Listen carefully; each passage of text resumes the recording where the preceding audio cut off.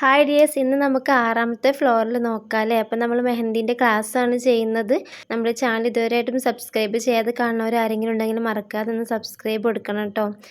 അപ്പോൾ നമ്മൾ 6ാമത്തെ ഫ്ലോറിൽ ഇതുപോലെ ടിയർ ഡ്രോപ്സ് ആണ് വരയ്ക്കുന്നത്. അതിന് ഒരു ഔട്ടർ ലൈനും കൊടുക്കുന്നുണ്ട് കേട്ടോ. പിന്നെ അതിന് തൊട്ട് മുകളിലായിട്ട് ഒരു ലൈനും കൂടെ കൊടുക്കുന്നുണ്ട് കേട്ടോ.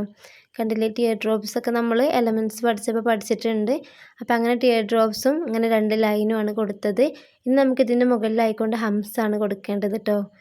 കണ്ടോ, ഇതുപോലെ ഹംസ് ഇങ്ങനെ നീളത്തിൽ ഇത് ഫുള്ളായിട്ടും താഴെ വരെ കൊടുക്കണം. 2 സൈഡിലും ഇങ്ങനെ താഴത്ത് വരെ കൊടുക്കണം. കണ്ടോ, ഇതുപോലെ ഹംസ് താഴത്തോട്ട് ഇങ്ങനെ ഇട്ട് കൊടുക്കണം കേട്ടോ. അപ്പോൾ ഈ ഒരു ഫ്ലോറിൽ നമ്മൾ എവിടെയാണ് വരയ്ക്കുക എന്നൊക്കെ നമുക്ക് തുടർന്ന് പഠിക്കാനുണ്ട്. ജസ്റ്റ് ഈ ഒരു ഫ്ലോറിൽ മാത്രമേ ഇപ്പോൾ കാണിക്കുന്നുള്ളൂ കേട്ടോ. നമുക്കിതിന് ജസ്റ്റ് ഒന്ന് ലൈന് വരച്ചിട്ട് കുറച്ച് ലീഫ് വരച്ച് കൊടുക്കാം കേട്ടോ. അപ്പോൾ നമ്മൾ കയ്യിൽ വരയ്ക്കുമ്പോൾ ഇങ്ങനെ നല്ല വരയ്ക്കുക. ഈ ഒരു ഫ്ലോറിൽ എവിടെയാണ് എങ്ങനെയാണ് വരയ്ക്കുന്നത് എന്നൊക്കെ നമുക്ക് വേറെ ഓരോ ക്ലാസ്സിലായിട്ട് പഠിക്കാനുണ്ട് കേട്ടോ. അപ്പോൾ ഇങ്ങനെ ഒരു ലൈനും 3 ലീഫും കൊടുത്തിട്ടുണ്ട്. ലീഫ് ഒന്ന് ബോൾഡാക്കി കൊടുക്കുന്നുണ്ട് കേട്ടോ. അപ്പോൾ നമ്മൾ 6ാമത്തെ ഫ്ലോറിൽ സിമ്പിളായതുകൊണ്ട്, ചെറിയ ഫ്ലോറിലായതുകൊണ്ട് 6ഉം 7ഉം ഒരുമിച്ചാണ് നോക്കുന്നത് കേട്ടോ. അപ്പോൾ 6ാമത്തെ ഫ്ലോറിൽ എല്ലാവർക്കും മനസ്സിലായല്ലോ അല്ലേ? ജസ്റ്റ് ഒന്ന് വരച്ച് നോക്കിയാൽ മതി കേട്ടോ. ഇനി നമുക്ക് 7ാമത്തെ ഫ്ലോറിൽ ഫസ്റ്റ് സേളാണ് വരയ്ക്കുന്നത്. കണ്ടോ, ഇതുപോലെ സേള് ലാസ്റ്റ് ഡോട്ടിട്ട് കൊടുത്തിട്ട് ഇങ്ങനെ വരയ്ക്കുക. പിന്നെ നമ്മളിതിനെ തൊട്ട് മുകളിലായിക്കൊണ്ട് ഹംസ് വരച്ച് കൊടുക്കണം. കണ്ടോ, ഇതുപോലെ നമ്മൾ ഹംസ് വരച്ച് കൊടുക്കണം കേട്ടോ. ചെറിയ ഹംസ് ഒരേ വലുപ്പത്തിൽ വരയ്ക്കാൻ ശ്രദ്ധിക്കണം കേട്ടോ. കണ്ടില്ലേ, ഇതുപോലെ. അപ്പോൾ നമ്മൾ ഹംസും സേളും ഒക്കെ നമ്മൾ എലമെൻറ്റ്സ് പഠിച്ചപ്പോൾ പഠിച്ചിട്ടുണ്ട്.